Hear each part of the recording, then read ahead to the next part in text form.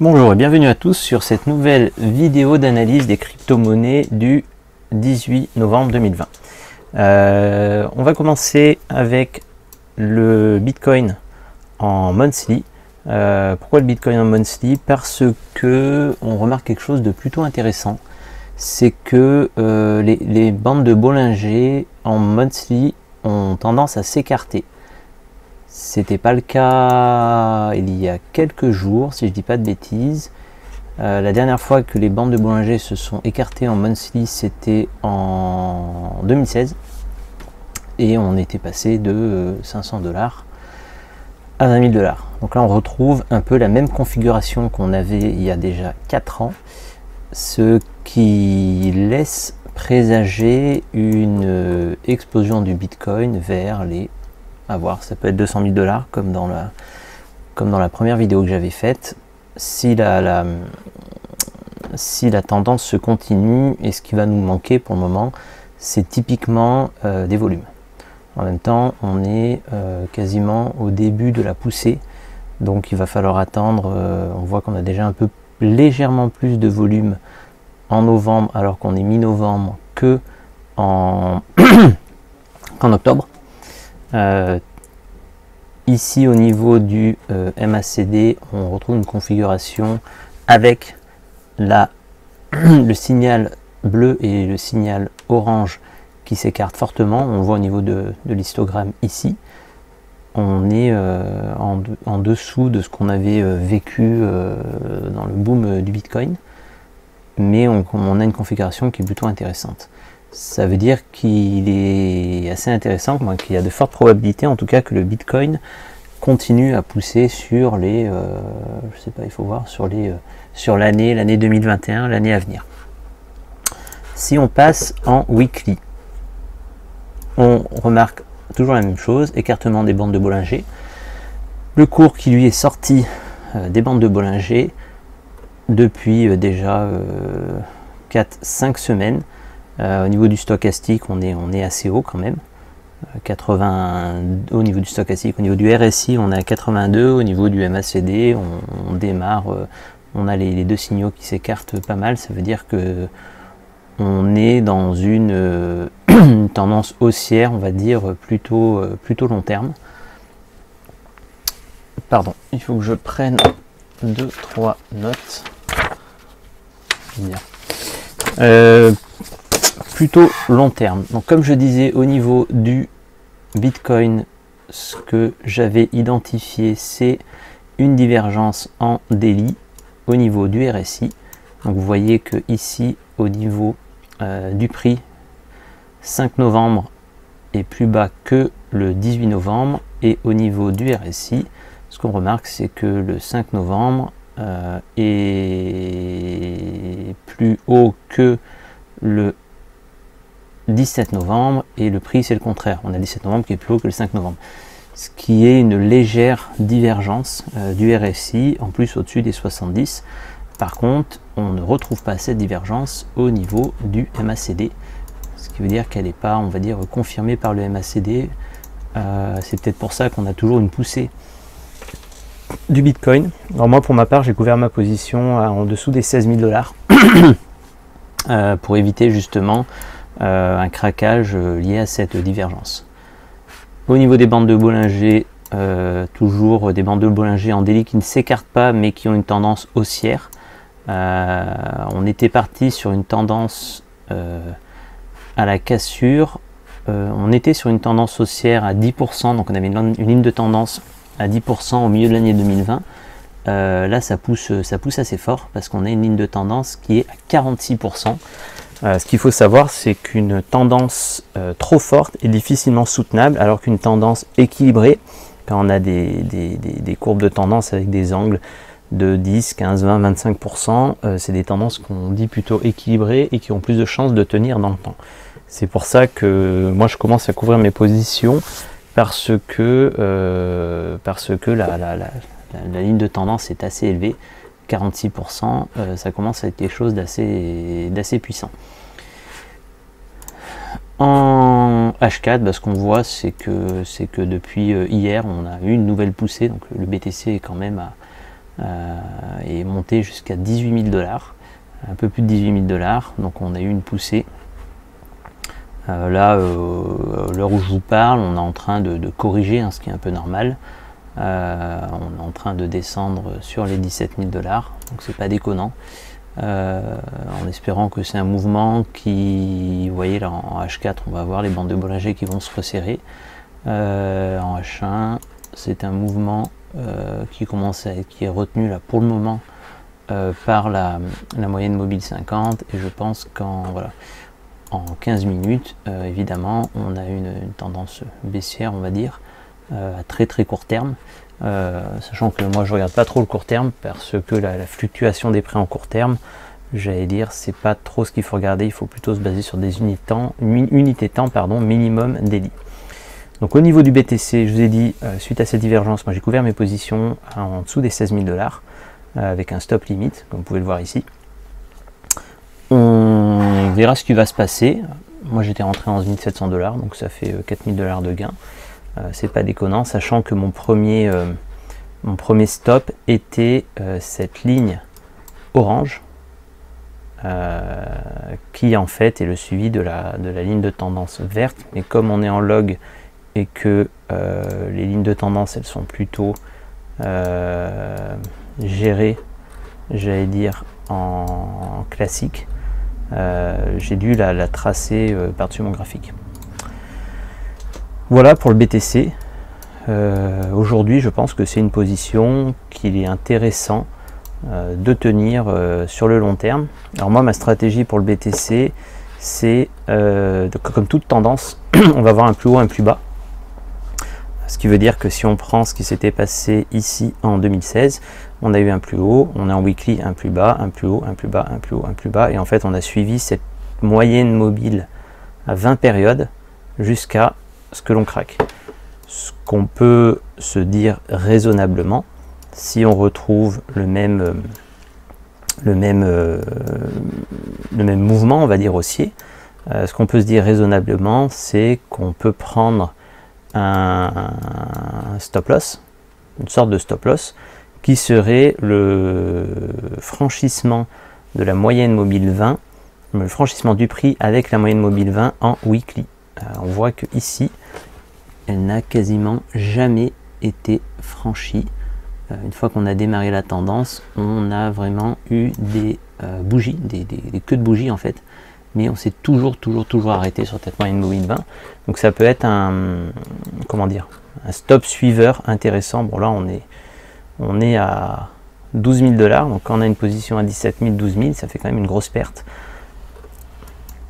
Donc du coup l'idée est peut-être d'attendre que notre BTC en weekly fasse un plus bas et de racheter, de vendre, d'essayer de vendre au plus haut. Alors c'est toujours difficile d'essayer de vendre au plus haut, mais d'attendre que on initie un plus bas. Alors ce qu'on peut remarquer là, si on prend ce qui s'est passé en 2017, on est passé au-dessus des 70 dans le RSI.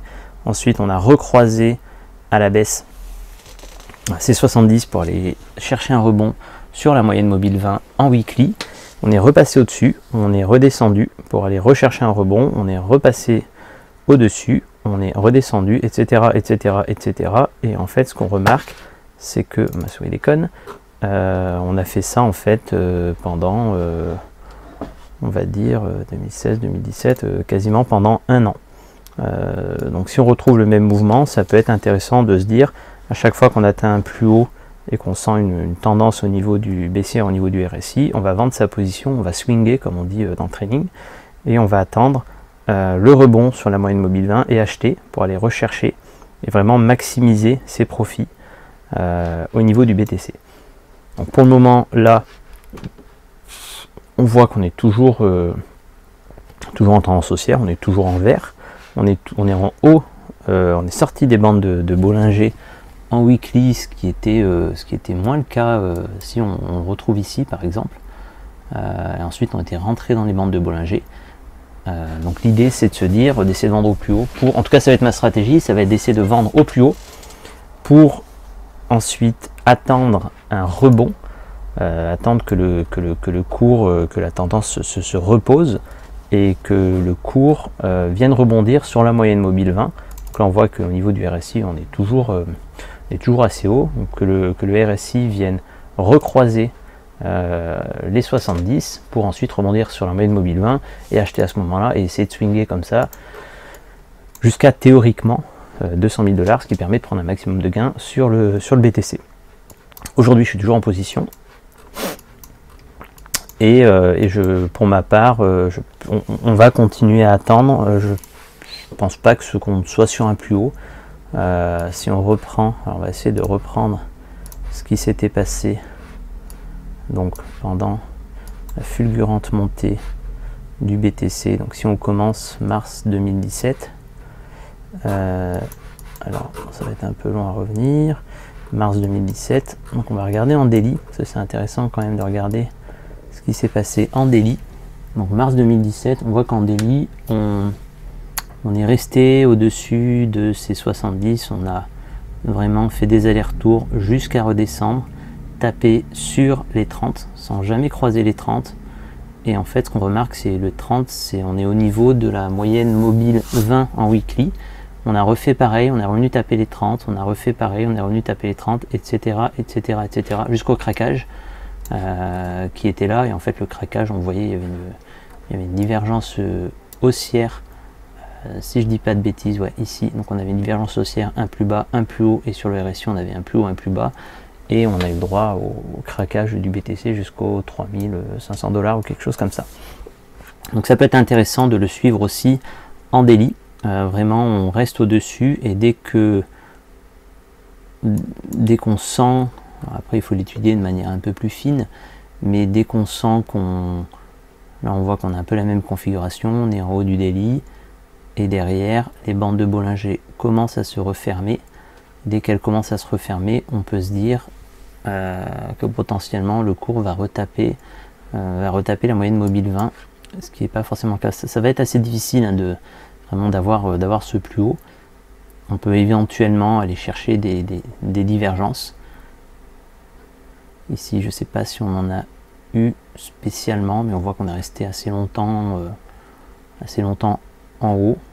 Donc bon, on va essayer de faire au mieux pour vendre au plus haut et ensuite racheter au rebond sur la moyenne mobile 20. Mais là aujourd'hui j'ai pas trop d'indicateurs, peut-être en 3D. Est-ce que ouais, donc sur une unité de temps un peu plus petite, ce qu'on voit c'est qu'on a croisé à la baisse et on est venu taper, alors la moyenne mobile on était plutôt ici, donc on est venu taper, dès que en 3D on a recroisé à la baisse les 70, on est venu taper la moyenne mobile 20 en weekly. Donc il va falloir suivre ça de manière assez fine. Là ce qu'on remarque c'est que en 3D les bandes de Bollinger s'écartent et on est toujours assez haut. On est toujours assez haut. Est-ce que qu'est-ce qu'on a ici au niveau du MACD en 3D? Je vais essayer de regarder en daily. L'idée ce serait de trouver un indicateur qui donc mars 2017 qui nous donne un peu le rebond sur cette moyenne mobile 20. Est-ce que en juillet 2017 ici on passe au-dessous, septembre 2017, donc juillet 2017 et septembre 2017, hop, janvier 2017, mars, juillet 2017, septembre 2017, ensuite on a mars 2017, janvier 2017, janvier 2017, hop, mars 2017, pas grand chose, si on est là, pardon, hop, mars 2017, janvier 2017, mars 2017. Donc ce qui peut être intéressant, ce qu'on voit là, c'est que au niveau du MACD sur le BTC, Dès que ce dernier, évidemment il faut aller l'attraper au bon moment, parce que là il a croisé à la baisse, donc il allait nous chercher le rebond sur la moyenne mobile 20 en weekly. Ici il avait déjà croisé à la baisse, mais il est reparti et ensuite il a vraiment bien croisé à la baisse pour aller chercher, bon là on voit que l'angle n'est pas très fort, la l'angle est un peu plus fort au niveau de la baisse, pour aller chercher justement le rebond sur la moyenne mobile 20 en weekly. Ensuite, dès qu'il a croisé, ça repart à la hausse. Ici il a recroisé, mais il est reparti pour recroiser, donc ça c'est un peu des faux signaux. Donc ce qu'on peut se dire, c'est qu'à chaque fois qu'il recroise à la baisse, on peut sortir de sa position en daily, mais dès s'il recroise à la hausse, on peut re-rentrer en position. À la baisse on sort, on va chercher le rebond tout en bas, donc ça veut dire qu'en bas, dès qu'il recroise en dessous de la ligne du zéro, dès que les deux signaux là se recroisent, on pourrait repartir à l'achat parce que ça correspond au rebond sur la moyenne mobile 20 en weekly. Et ici, croisement, croisement, et là on est déjà, je pense, dans la chute à mon avis. Faites voir, septembre, non, septembre 2017 c'est encore bon. Hop. Septembre 2017 c'était encore bon, mais vous voyez ici on a encore un faux signal, oh quoi, faux signal non, ça repart à la baisse, hein. Et ensuite on a eu cette grande montée, la dernière poussée, décembre 2017, donc après septembre on a eu cette grande poussée, et c'est là où on peut se faire avoir si on suit ce signal. Ça veut dire que ici sortir, rentrer, et là, ça peut être intéressant. Ça peut être intéressant dessus le croisement de la MACD en daily pour cette poussée du BTC. Si on veut suivre la stratégie qui est d'aller chercher le rebond sur la moyenne mobile 20 en weekly. Donc si on prend notre cas ici, on a croisé, bon, je pense qu'on a dû croiser, on a croisé en septembre 2020. Ici, on a commencé à pousser. Là, on a failli croiser, mais on n'a pas croisé. Donc ça peut être un signal intéressant, c'est d'attendre le croisement de la MACD en daily pour sortir et ensuite re-rentrer si ça recroise dans l'autre sens. Ça peut être un signal intéressant. Voilà, je pense qu'on peut suivre cette stratégie, ça me paraît pas mal. Au niveau du BTC, comme le BTC drive un peu tout, alors là ce qui est un peu étonnant, c'est qu'aujourd'hui le BTC drive pas grand chose. Si on prend ce graphique qui est assez intéressant, qui est le ratio du market cap entre le BTC et les altcoins, ce qu'on voit c'est qu'on a formé ici alors à mon avis là ça a dû être le début de l'apparition des altcoins, donc forcément au début on n'avait que du BTC, donc le ratio était assez stable.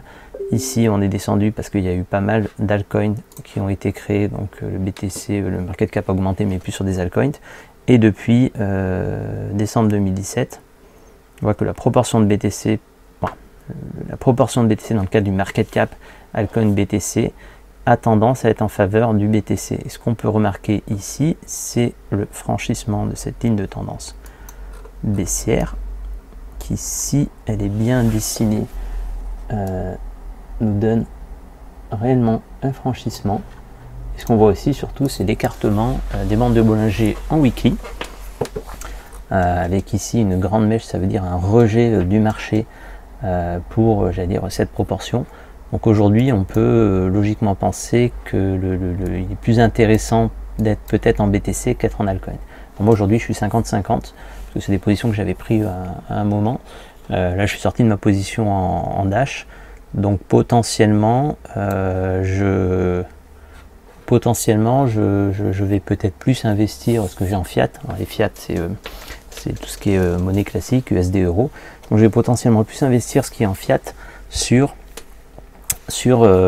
du BTC, en suivant la stratégie que je vous ai donnée, qui est d'attendre le rebond, de vendre au plus haut en attendant le croisement de la MACD en daily, et ensuite d'attendre le croisement de la MACD en daily en dessous de la ligne de 0 dans l'autre sens, pour prendre le rebond sur la moyenne mobile 20 en weekly et essayer de suivre cette tendance jusqu'en haut. Donc ça c'est une stratégie, ça ne veut pas dire qu'elle va fonctionner. On verra avec le temps, parce que j'essaie de faire des vidéos tous tous les 2-3 jours quand le temps me le permet. On va passer rapidement sur l'Ether. L'Ether, donc c'est pareil, moi j'ai couvert aussi ma position sur l'Ether. D'ailleurs, elle est où ma couverture? Elle est là, j'avais couvert ma position, j'étais rentré à 412, j'avais couvert à 438. Parce que pareil, toujours cette divergence du BTC qui peut faire que le cours craque et qui peut grignoter, on va dire, les différents bénéfices. Ce qu'on voit, c'est que en weekly, contrairement au BTC, on a des bandes de Bollinger qui sont plutôt tendance haussière. On voit qu'on est en train de suivre cette longue courbe de tendance. Alors ce qu'on peut faire, c'est intéressant, après je m'arrêterai là, je ne vais pas toutes les faire parce qu'on a beaucoup des cryptos. Ce qui peut être intéressant, c'est de regarder un peu la progression antérieure, qui est un peu moins puissante que le BTC, mais on voit que quand on est parti là, début 2017, pareil, on a suivi cette courbe de tendance où en weekly, la moyenne mobile 20, qui est une courbe de tendance courbe, et je pense que si on prend les rebonds qui sont en mai 2017, juillet 2017 et septembre 2017, on retrouve les mêmes. Mai, juillet, septembre, en daily, mai, juillet, mai, mars, avril, mai 2017, croisement à la hausse, juillet 2017, croisement à la hausse, septembre 2017, croisement à la hausse. On peut suivre un peu la même stratégie que pour le BTC, ça veut dire jouer simplement de manière assez simple le croisement de la MACD pour simplement rentrer et sortir. Aujourd'hui, on va regarder où on en est. Aujourd'hui, on a une petite inflexion de la ligne bleue qui va éventuellement croiser la orange, et pour moi ça peut être une sortie potentielle en weekly. Je pense que là, la moyenne mobile, elle est là. On l'a approché ici. Là, on est en train de s'en écarter. À voir ce que ça va donner. Et puis éventuellement d'aller racheter un peu plus bas de l'Ether ou d'être full BTC. Si on regarde rapidement les autres cryptos, le BCH, on est toujours dans son triangle de compression. Donc il ne se passe pas grand chose. Le XLM, c'est une position dans laquelle je suis rentré récemment à 0,086 en me disant qu'on arrive ici, le cours est complètement compressé entre cette résistance et ce support. L'idée, c'est, donc j'ai mis un stop loss au niveau de la ligne orange, et l'idée c'est qu'il pète vers le haut. Donc on va voir ce qu'il en est. Je suis peut-être rentré un peu tôt, mais bon, c'est comme ça. Au niveau du XRP, alors c'est un peu dommage parce que le XRP avait bien poussé. J'espère qu'il nous fait un petit pullback au niveau de cette résistance des 0,28. Donc en weekly, c'est pas un pullback, en weekly c'est juste un petit franchissement.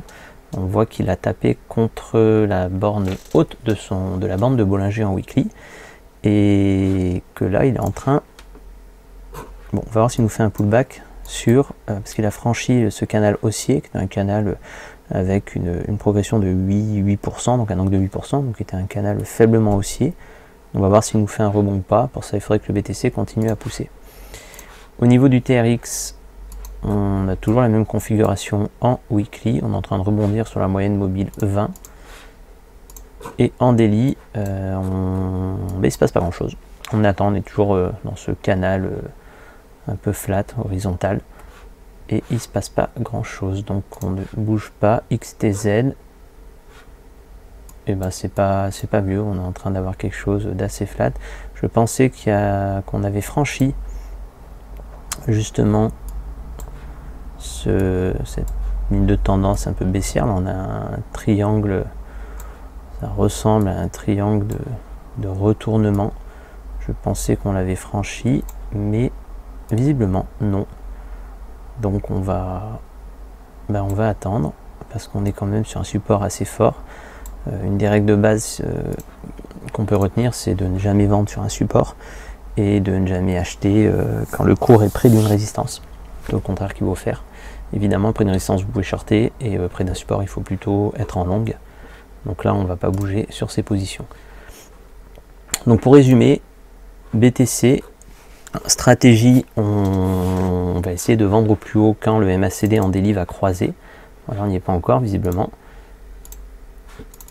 Et on va essayer de suivre les rebonds sur la moyenne mobile 20 en weekly pour acheter, pour swinger et acheter au plus bas et essayer de revendre au plus haut. Voilà, c'est tout pour aujourd'hui. Je vous souhaite une bonne soirée et je vous dis à une prochaine vidéo.